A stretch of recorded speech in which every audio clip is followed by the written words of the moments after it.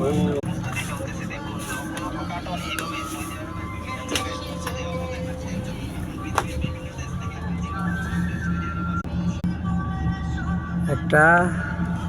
lorry কয়টি রে